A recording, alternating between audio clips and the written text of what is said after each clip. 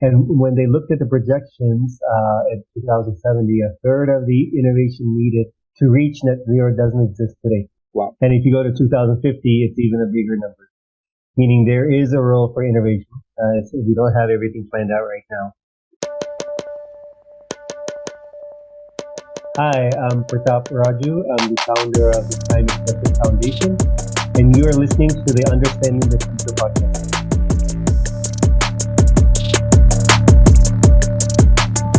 Hello everyone, I'm Puneet Gandhi, Senior Associate with the Climate Center for Cities at the National Institute of Urban Affairs, and welcome to the Season 3 of Understanding the Future podcast. I have been working and studying in the field of sustainability and climate change for more than 8 years, and I have realized that I have a lot of questions on how we can build cities in India that are more climate focused. With Understanding the Future podcast, I interact with experts, entrepreneurs, and government officials to understand what it takes to bring all the different solutions to the ground, as well as how can systemic changes be developed on ground. We will further anchor all the topics being discussed with different skill sets required. This will help us understand the future of cities and future of work in Indian context. If you are tuning in for the first time, do check out our previous episodes. Also, don't forget to check out the Climate Practitioners India Network, a members-led solutions-oriented platform for climate practitioners across India, and join it through the show notes. Hope you enjoy the podcast. Hello and welcome to the Season 3 of Understanding the Future. I am your host Puneet Gandhi, Senior Associate with the Climate Center for Cities. And today we have with us Mr. Pratap Raju. He is the founding partner of Climate Collective. And today he will help us understand about developing climate startup ecosystem. Welcome to the show, Pratap. Great, thank you. It's great to be here. Startups are the new, it's no longer even a buzzword. It's just that everywhere and everyone's talking about it. A lot of things are coming up. But when as an outsider, if you're looking at it, what are the different things that needs to be catered to startup? Because as an ecosystem, it's not that someone has an idea and they click it and in 2 years, 3 years time, it will just develop. So what are the types of support? Let's start with that. I think then we'll come out to a lot of other things. But what are the different things that any startup will require to be able to thrive in any kind of ecosystem? Great. Yeah, it does seem to be a buzzword here. Everywhere you turn, every policy, every tender, corporates are talking about it. What is going on? And it is something that came to us very fast. I think that's the main thing. I want to share one stat before going to what startups need. The International Energy Agency, IEA, came out with a report about net zero, reaching net zero by 2050 or 2070. And when they looked at the projections in 2070, a third of the innovation needed to reach net zero doesn't exist today. Wow. And if you go to 2050, it's even a bigger number, meaning there is a role for innovation. We don't have everything planned out right now. But startups do play a role there. I mean, it's not that corporates can't innovate. It's not that governments can't innovate. It's that innovation is tough. It takes risk taking. It takes out of the box thinking. And what we've seen oftentimes is under-resourced, ill-placed, small teams working out of homes doing amazing stuff that well-resourced large institutions, corporates seemingly have trouble doing. And it's a mixture of risk taking to hard work to thinking able to think differently in that environment, etc. So I do believe startups will play a big role, and I've seen lots of studies looking at how important, in particular in energy, startups will play maybe even as much as a third of the transition to be led by startups. And that's an amazing thing to hear. We wouldn't have said this 30 years ago. We would have said large engineering giants, etc. So the first thing, what do startups need before talking about support is they need to take risks. It sounds pretty straightforward and silly, but one of the things that we've seen in India over the last couple of decades is this increasing confidence. If you remember startups back 15 years ago, most people still would take a job. There's still a stigma around this, why would you not do a startup? No, why not get a good paying job? Today, that stigma is falling rapidly, Yeah. right? And we are able to see this. Of course, I wish that it would be spreading beyond some of our major metros and our key institutions, the IITs, and that is happening. So I think the main thing we need is actually more startup entrepreneurs coming up.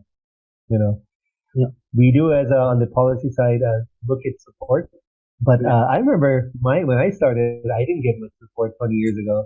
I'm not just being envious with Yeah. the ecosystem today. People get grants, accelerators, mentorship. But I would also say that despite that, you're more likely to fail than not. So it's a high risk venture. But I think one thing that we should do as from an ecosystem point of view is not talk about so much how to make startups thrive, but more how to get more opportunities to more people who want to take this generally perilous, high risk path. Because startup innovation does come out of numbers, it does come out of risk taking, as opposed to these deterministic paths to solving a problem. Yeah.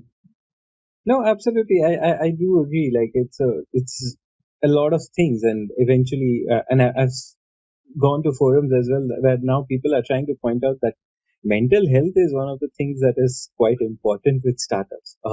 Because when you have only one person succeeding out of 10, for 9 others, you need that kind of support. Uh, and that's quite a true factor as well, and especially with such a rat race going on everywhere. But coming to one of the key, like risk is surely very high. Another is finance. Now, quite like a lot of startups have started raising funds. They've started becoming unicorns in India as well. How do you see that kind of systems increasing, and especially for climate, because they require a very different kind of approach in terms of financing and everything. So how do you think those kind of startups can fare well in this ecosystem, and what all things can be taken care of? Right, right. So if you asked me this question, Puneet, 2 years ago, I would say what we all say about any hard tech. Basically, that the gestation period is quite long. R&D takes more resources. The sales cycle, because many hard tech solutions are often B2B or B2G, sold to business or to government, not to consumers. Those sales cycles can be literally 18 months. So how to start survive this? So we had this view that, we need specialized capital to come in, people who understand technical and the startup journeys of clean tech startups. And we do see some examples. For example, Third Derivative, who I do have an association with, is a joint venture with Rocky Mountain Institute globally and Energy Nexus, focused on hard tech in climate, very specific niche, getting the right corporate partners, getting the right funding, etc. Now, as I said 2 years ago, I would have said this, and all of us would have. Something amazing has happened over the last 2 years, and especially in particular last 8 years in clean tech, is the amount of capital that's come into clean tech has exploded from about $400 million globally in 2013 to I think $60 billion last year. It's already one of the biggest sources of capital. 60 billion, almost all of it is commercial capital, taking lots of risk that all of us are shocked by 2 to 3 years ago. Does this mean there's more than enough capital? Yes and no. There's always not enough capital. That's a general rule. That's the nature of startups and innovation. Given that climate tech, that's the wider term we use today to mean not just energy, but alternatives to meat, to sustainable consumption, to climate and resilience and data, climate risk. We're just starting this journey. We're talking about a decade or decades-long transformation of not just industries, but also ways that we consume. Our consumption patterns, our values. There will be, I believe it was the CEO of BlackRock who just came out a few months ago famously saying the next 1,000 unicorns will be climate unicorns. Whether true or not, the point is when we're talking about what we want and need, a transformation of industry, a transformation of how we think about consumption. We're talking about the need for innovation, products and solutions across a whole bunch of domains. And maybe we're, even though 60 billion is a lot, maybe we're just starting. No, absolutely, that's quite true, and that's fascinating to see as well, the amount of money that's being pumped into the ecosystem. And so let's again try to come down a bit to the basics on the lines of you mentioned that now the whole industry is called climate tech. And when we are talking about, so let's try to define what are the things if someone's new to this ecosystem. What are different kinds of sectors are we looking at in climate tech? What can they expect? What is climate tech in general? That's a good question. You would think that after $60 billion coming in just 1 year, this would be it would be universally accepted or generally accepted taxonomies. It is a challenge. Pick any startup that increases resource efficiency. Ola, Uber. I always use in my workshop. I'm also a startup trainer. This is perhaps amongst our biggest circular economy startups. What do? They reuse existing stock, which are cars that are sitting idle, to provide a service, reducing the increase in the number of taxis produced, manufactured. Talk about a logistics company. Well, again, normally logistics efficiency leads to less use of resources. Are these climate startups? That's where the gray or vague boundaries come in. But maybe more practically, what we're seeing today is, initially started with clean energy. That's like you're talking about renewable energy technologies, how to make plants operate more efficiently, like solar and renewable plants, how do you schedule the power into the grid better, how to use less water, including panels. Of course, the big boom globally is now electric vehicles. We're talking about the vehicles themselves, the charging stations, and other kind of retrofitting autos to make them EV autos, which is big in increasingly big in countries, for example, like Bangladesh. They're a leader in this in the region. Beyond energy, we're talking about carbon. People are starting to figure out how to sequester carbon more. That's normally larger projects. But we're seeing a slew of startups, how to use the carbon for new uses. For example, great startup in our portfolio, Carbon Craft, creates tiles. From this captured carbon and looks to sell it to stores and others who could resonate with these climate positive tiles. That's the normally when people think about climate, they normally think about the energy carbon side. It's tied to, of course, climate change. Yeah. But a significant portion of startups we're seeing, especially in India, and I think globally, is around circular economy and waste.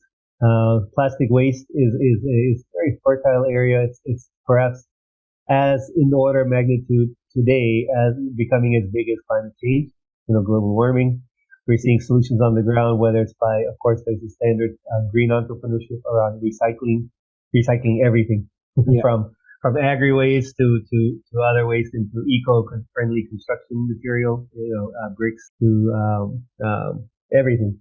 But we're also seeing a lot more alternatives to meat. So this starts to get into consumption behavior. We're seeing that interestingly in India as well. One of my friends started this nice gelato chain called Amore. I don't know if you've ever had Amore. It's one of the best gelato in the country. There's a quick plug for them. But they came out with a new product of vegan gelato, no dairy. And they passed all their taste tests with their customers, and this could be where we see a lot of innovation coming. We can go beyond there's many other domains. We see some are pollution, like air pollution solutions, or whether it's monitoring, indoor, outdoor. We also are seeing increasing number of people looking at resilience. Resilience is a wide term, meaning how do we adapt to either changes in the environment, let's say prediction technologies. How do we predict landslides, something that we need in India today? It's also a demand of the government to look for innovation here.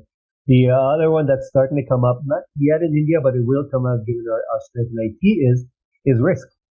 All our banks have tremendous risk exposure to climate. Rising sea levels to increasing natural disasters, extreme events, etc. This requires more technology to help people assess risk both for their existing assets or portfolio, but also for decision making. Where to give insurance cover is a increasing global demand amongst corporates and institutions. But we're starting to see people asking here in India as well.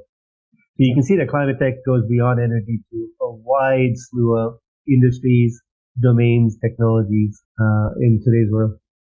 it's quite interesting to see the kind of startups that cater to climate tech, because some of them are very cost heavy on the lines of, if you're talking about renewable energy or logistics and stuff like that. But when you're talking about recycling and waste, or as well as a lot of risk exposure that you're talking about, that's more on the backside of it. It might not be directly to cost heavy.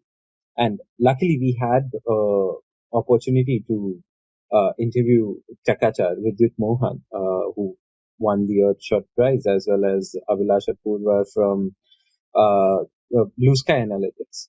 And it's it's amazing to see how things are developing on each end. Is the like when we talk about it, I'm coming to finance a bit early on again on these lines. I think is a lot of these things are going towards a model where you take it today, pay it at a later stage, or kind of do an EMI option but in a different format. Is it going to be sustainable? Because sometimes these technologies are not properly, they are tested. It's not that they are not tested, but we don't know how long run they function. So how does then the ecosystem try to cover up the risk? Right, right. Good question. And it's a fundamental problem of innovation, not climate tech or otherwise. When I was a solar developer, we started at the beginning of the National Solar Mission. It was like 2009. We won our first tender. It's a large 22 megawatt project, and we were quite happy. I think we completed information in 2012. Then we won another tender to put solar on rooftops in Pune. It was the first Seiki tender rooftop program. And we talked to business owners in Pune. This was 2013, and most said, wait, does this technology work? You know, we were living in a world that there was about 40 or 50,000 megawatts globally. With this, this solution, we had I think 1,000 megawatts on the ground generating electricity here. And many, I don't know about most, did not believe this is a tested technology. It was invented in the 1950s, this monocrystalline solar technology. But okay, 2 years later, or maybe at most 3 years later, almost at least industry changed their tune to something that was unfamiliar to becoming accepted. So when I think about innovation, I don't normally think about the perception as it is today. I think about the key value drivers. That's one point. So it's always a challenge. Sometimes you mentioned Puneet, this need to kind of, especially if it's a capex intensive solution or product, financing, and people are trying to solve this. And that is important, especially we'll see perhaps in the energy access area where capex is a huge hindrance to taking especially solar related products that can save a ton of money immediately. Energy is a big component of people's household income in the rural area, and savings like this immediately change or impact lives quickly and powerfully. I think this requires, of course, a lot of ecosystem. We need policy, we need banks, etc. But I'll tell you, sometimes I've been in India about 20 years right now, and some of the things I hear sometimes is that everything takes forever here to change. That's not what I've seen. I've seen, like, if I told people how attitudes to women working in 2000 versus 2020 in a generation, it's amazingly different. And in fact, it happened probably in 10 years, not even in 20. If I looked at MySpace when I started electricity, if I talked to the average stakeholder in 2006, hey, do you think we can get, independent power producers generating significant amounts of new energy? They'd say no. This is a state-owned, ecosystem, etc. And just a few years later, it happened. Sure. But I think that our innovative capacity, not just startups, but the policy side, the banking and financing side is quite impressive. It does require some coordination in new areas, but I think our confidence should be quite high that we have challenges today, but we'll solve them. And perhaps being an entrepreneur, I have to have hope. That's the only way to be an entrepreneur. But I do believe things are moving in the right direction. No, I do agree that there is quite a good amount of hope out there, because how things are moving and how things are shaping up, they sound and they look much more interesting now, especially, and not just from the climate tech angle, but other angles as well. That how everywhere, because there is so much youth in our country, there is bound to new ideas and new thought processes that is going to come into picture. So that I'm always hopeful of about as well, and that's one of the reasons that I started this podcast. That the future of work is kind of key eventually to also understand that how things are going to move and converse to different things. Because Right. fundamental skills might remain the same, but they will change. Its output will change with time. So, coming to the point of, you mentioned that yes, a lot of things are changing, a lot of things are looking good, but what are the key challenges does any startup face, and what are some of the ways in which ecosystem is trying to cater to the same? Right, right. So we are a nascent ecosystem. Let's say I did my first hackathon in Seoul in 2016, maybe about 200 startups on the ground there in climate tech widely defined. Today, I think we're counting close to 2,000, and it is the fastest amongst the fastest growing sectors. And my estimate is about 5 years will be one third of all startups Yeah, in India will be around climate tech. In fact, I talk to people today who are not known to be climate tech incubators, and I talk to them about their portfolio. And I remember one in Chennai telling me 100% of their portfolio has been in climate tech the last 2 years, wow. and nobody knows them as a climate tech focused program. I think this is happening on the ground, Yeah, um, which is great. Now, that is normally what we see in nascent ecosystems, a supply side, people innovating, etc. And it bubbles fast because that's the easiest thing to support, whether from the government side or just from our people, entrepreneurs' own volition to become entrepreneurs and look at a problem.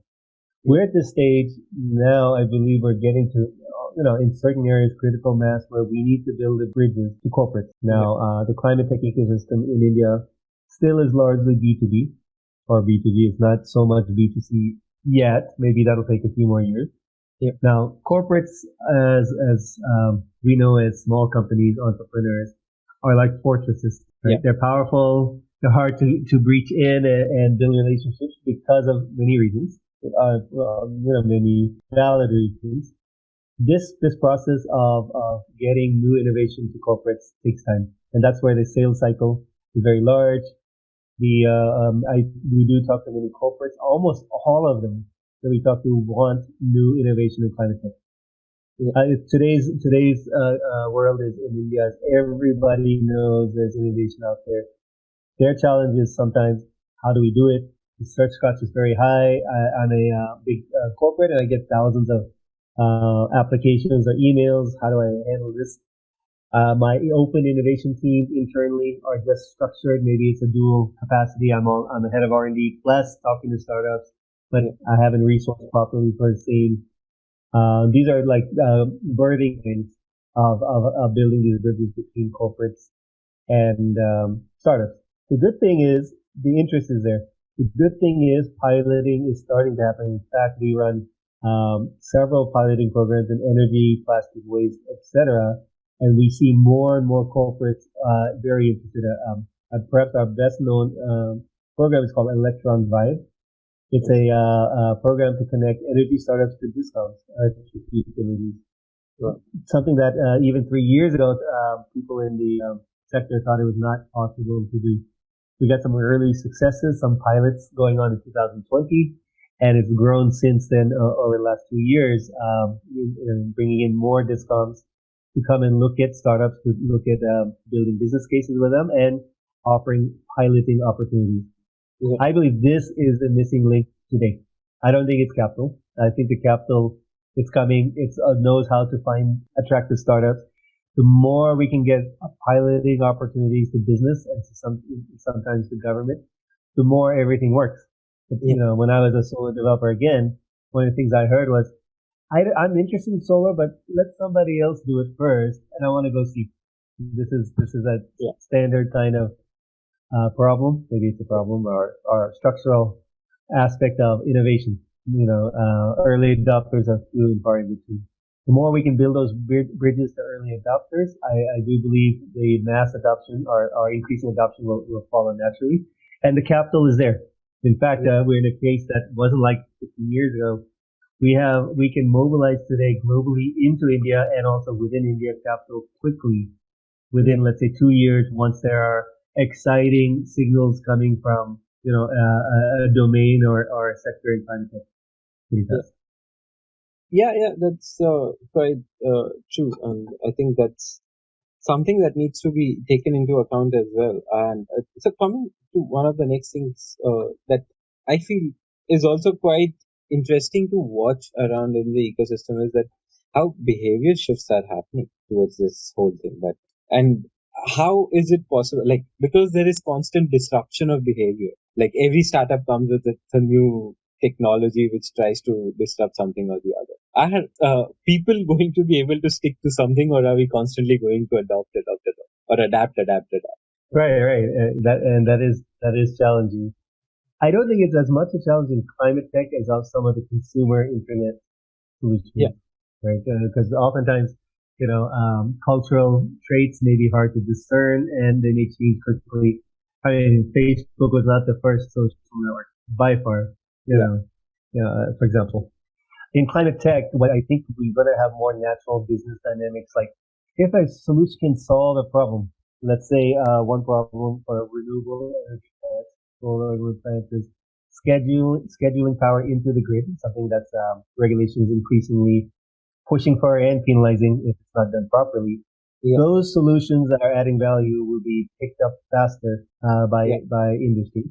There may be other innovations, but I think especially because on the business side, if you solve something and you get it 90% right, the challenge is not how do we get a perfect solution. It's how do we get that 90% solution onto the ground.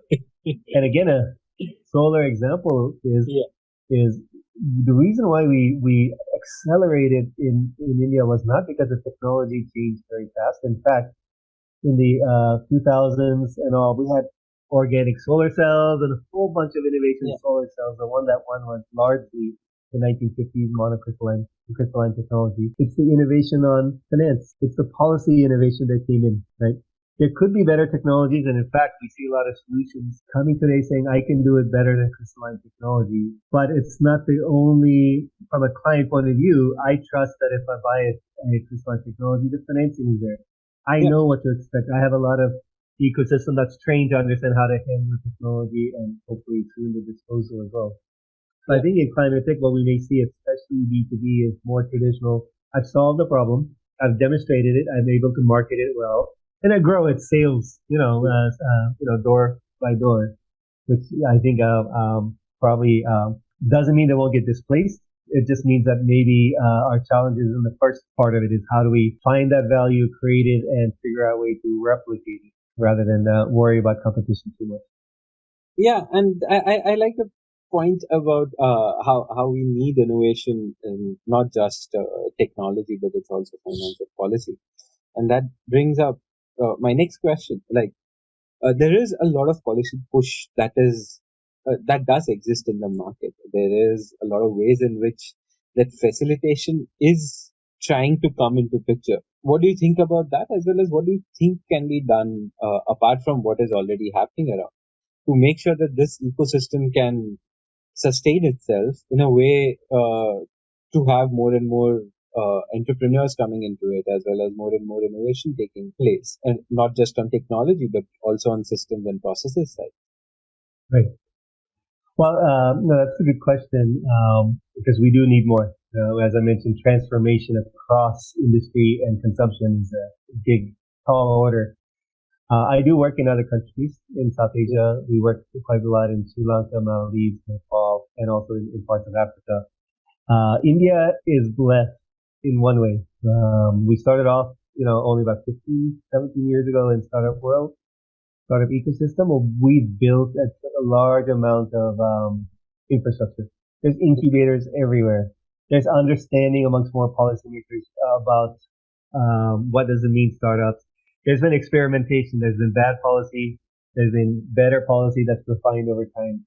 All this is actually something we kind of take for granted. But when I work in other countries, it's almost like starting from scratch, even though the wealth of experience is literally 100 kilometers away in the neighboring country. Yeah. Now, having said that, what we can do better, there are certain areas in particular. In our programs, what we stress is that let's create a value proposition that is, let's say, particularly for business, that's based on a monetary value proposition, right? Yeah. Let's not assume there's a climate benefit. That's an output or outcome of scaling up a product that helps the client make money or strengthen their market position. Yeah. And that's normally what the for-profit clean tech startups look like. They help their clients become stronger. It's not a CSR activity, and oftentimes we move to a different part of the corporate, the CSR team, not the operations team. Yeah. But it's the operations team is where you can really scale both your products as well as the impact you create. Yeah, so innovation and policy side of it, that what are new things can come up. So in many areas, it's happening naturally, especially in energy, in certain aspects of EVs, because it's a strong value proposition to clients today. In other areas, like especially in waste, we do need the right signals, regulatory environment to push change, because as you know, a lot of waste has a lot of is driven by or it results in negative externalities, meaning it's done. It's bad for everyone, but it's not being captured, these costs, by the polluter. So where we could see help come in, and this could be a virtuous relationship, is having policy push corporates to think about waste more responsibility. That's what like EPR, extended producer responsibility, and the evolving regulations are pushing towards. I think the role then of startups then is to then reduce the costs to comply, increase even the opportunity. There are increasing value streams that come out of waste, and that the more that these options are given to corporates, the more that they're more likely to easily as well as accept these changing regulatory environments. So there are definitely areas that we should think about climate tech not as a term, but as a single domain, but a mix of domains.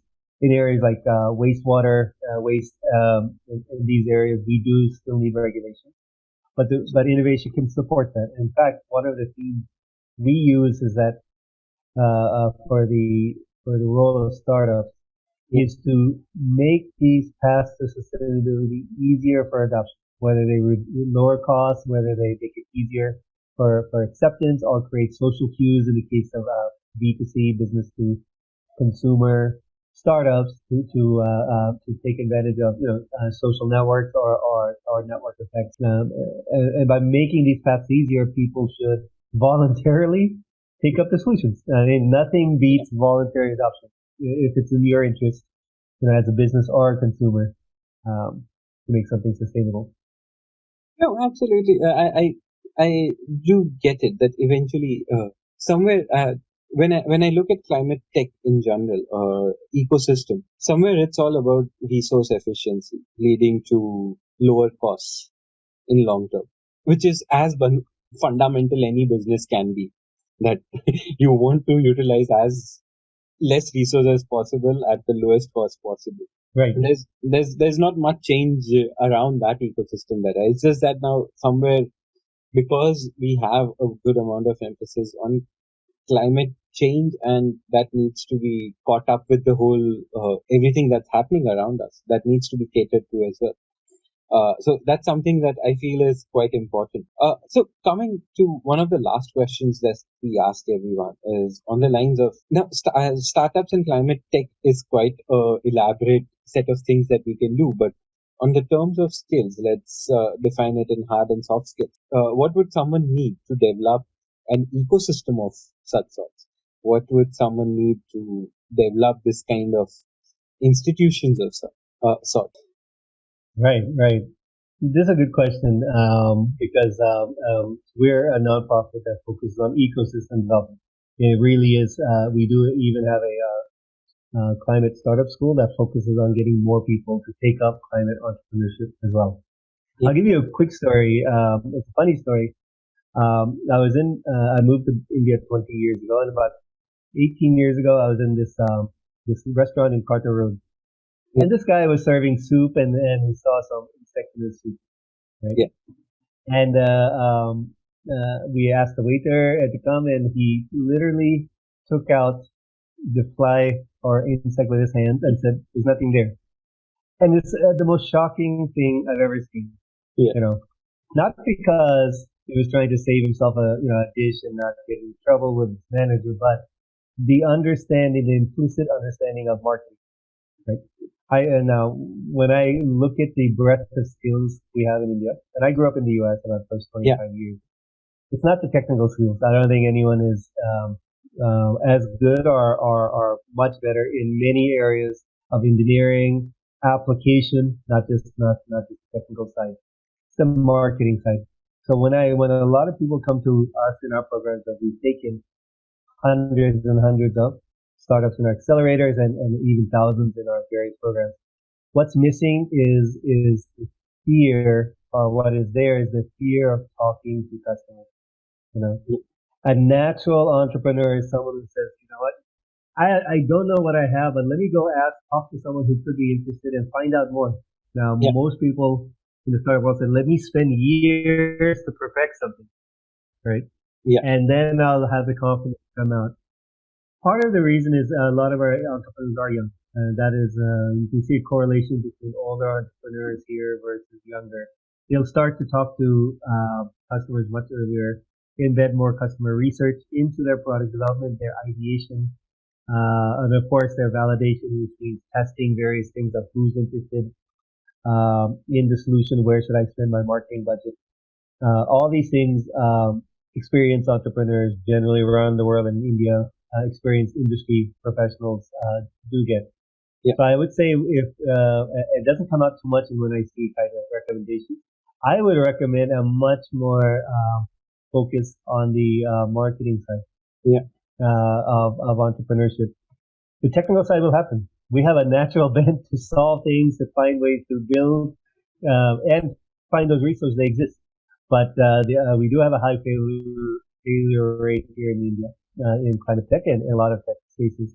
And I think it's this gap. It's a big bridge to go from a great technical product to a startup, which is a business, which has to be customer centric. Mm-hmm. No, I think that's key, fundamental, and I think that is one of the learnings that I have also had with a failed venture that I have in the solar space as well. So that's something that's quite key, and that's something which is always important, that how much do you know your customer and what do they actually want. If you can't provide them, it's not going to sustain whatever you try to do. But thank you so much for this. And if I have missed out on any things that you would like to cover in developing this ecosystem, please feel free to point it out. No, I think it's great, and I do love the podcast, and I do believe one of the things we could do more is spread the message. You know, the importance of climate. There are thousands or tens of thousands of potential climate entrepreneurs that can, want, or should come out in the next few years in India. We need them all. We need them experimenting. So this work is really good that you're doing. Thank you so much. Thank you so much, Pratap, for your time and sharing your knowledge about how can we create this ecosystem. Great, thank you.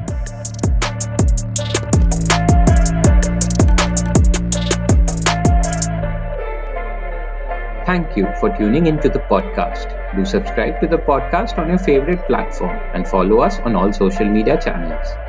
For more details about the Climate Center for Cities and registration on Climate Practitioners India Network, click on the link in the show notes.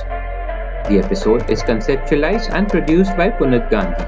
A big thank you to the whole team at C-Cube and NIUA for supporting the development of the podcast. Stay tuned for the next episode.